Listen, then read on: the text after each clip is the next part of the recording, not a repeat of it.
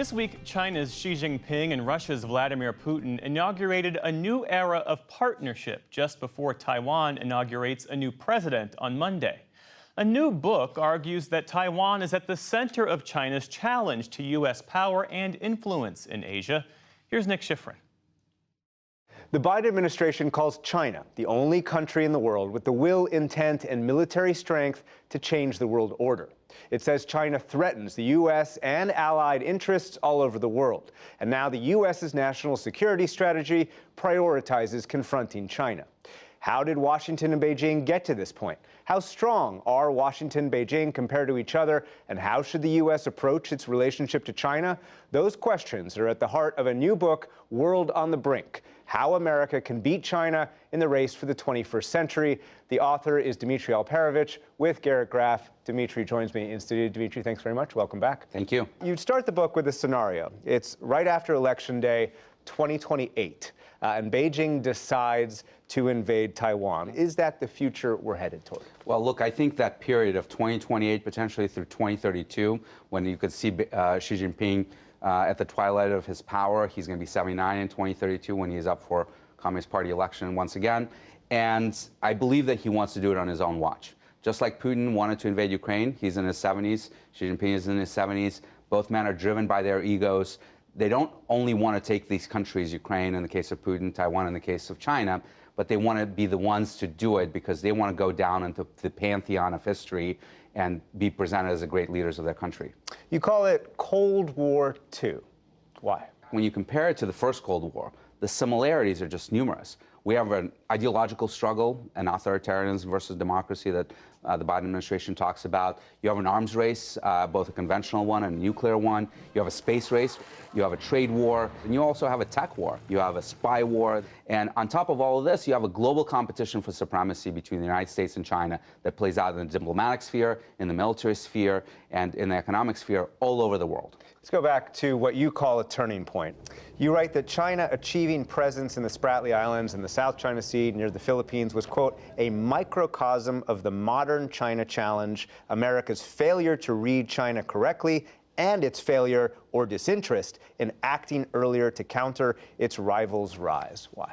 So the Chinese have been practicing this Salamis license strategy, where they've been building up these artificial islands, encroaching on the disputed territories of Vietnam and now the Philippines, and building up military installations, even though first they said that they had no interest in doing that. And today you look at the South China Sea, it's become a lake for the Chinese Navy. What they're trying to do now is do the same thing in the East China Sea. So what should the U.S. do about this? You describe the overall approach to China as this, an echo, really, of what the U.S. did to the Soviet Union, patiently practicing deterrence and waiting out the inevitable economic-driven decline. Why is that the overall approach? Well, look, we believe that we have all the strengths, and China is actually incredibly weak. Its economy is in stagnation now. It is fundamentally contained by U.S. allies and U.S. bases in the Pacific. If China looks out at the world, it sees Korea, Japan, Taiwan, and the Philippines surrounded by U.S. military bases, U.S. allies, completely contained, and its Navy is not able to get out to the broader Pacific without going through the choke points in the so-called First Island chain.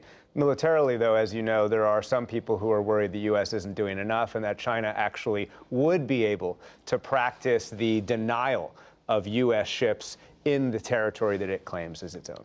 Well, that's right, because even though we're stronger on paper or on spreadsheets don't go to war. And contacts matters, and there's no question that we could defeat the Chinese military easily if we're fighting a battle in the Atlantic. But that's not the case. We would be fighting, if we do fight, in East China Sea, next to their shores, in the Taiwan Strait. And that's what they've been practicing and building capability for the last 40 years, and we're just now desperately trying to catch up. Not only has the Biden administration expanded the military footprint, but also political agreements with Japan, South Korea, Australia, the Philippines, and between those countries. Does that kind of thing deter Xi Jinping? It's all about creating dilemmas for him. If he is thinking that there's going to be U.S. military forces shooting missiles at his ships crossing the strait from the Philippines, from Japan, from Guam, which is a little bit further out, potentially even on Taiwan itself, that's going to make this much more difficult. Let me ask a basic question. Why is Taiwan so important to the U.S.? So a lot of people talk about chips, and chips are certainly important, and Taiwan manufactures the vast majority of the advanced chips, but it's also much more important than that. If you control Taiwan, you dominate East Asia. It's on the right next to Japan, right next to the Philippines. Those countries would feel much less safe if China controls Taiwan and is able to project power on the eastern shore of Taiwan, across that Pacific, push the U.S. out all the way back to Hawaii, and establish dominance in the region where you have 50% of the world's GDP, most of the supply chains, most of the economic growth. This week, the Biden administration is announcing new tariffs on electric vehicles. The Biden administration has continued most of the Trump-era tariffs, which remain intact. Does economic pressure deter Xi Jinping? I think it helps, and you have to apply all elements of our power, military power, diplomatic, and economic, to try to deter him, to convince him that even if he succeeds in taking Taiwan, the impact on Chinese economy would be disastrous. Do you believe Taiwan is taking enough steps to defend itself? I think they're moving in that direction, but too slowly, and they're not focusing enough on asymmetric capabilities. The key is to prevent China from coming across the Taiwan Strait in significant numbers. I believe if they establish a presence on the Taiwanese island, it's game over. If they're able to bring in hundreds of thousands of troops, it's going to be very, very difficult for the Taiwanese to defend themselves. But if they manage to sink those ships with mines, with anti-ship missiles, if they're able to defend their cities with air defense capabilities, I believe they can win. And then finally, is the U.S. doing enough to help Taiwan defend itself? I think, again, we're doing a lot. The head of Indo-PACOM, Admiral Paparo, I think believes that he can defend Taiwan if he's so ordered. And we're certainly building up capabilities. The Indo-PACOM command that you just visited in Hawaii, they are preparing for war, and they're getting most of the resources right now. And the key to this is the political decision. Will the president, whoever it's going to be in 2028 or beyond, will they order the Americans to fight for Taiwan? And I think it's at best a 50-50 proposition. Dmitri Alperovitch, the book is World on the Brink, How America Can Beat China in the Race for the 21st Century. Thanks very much. Thank you.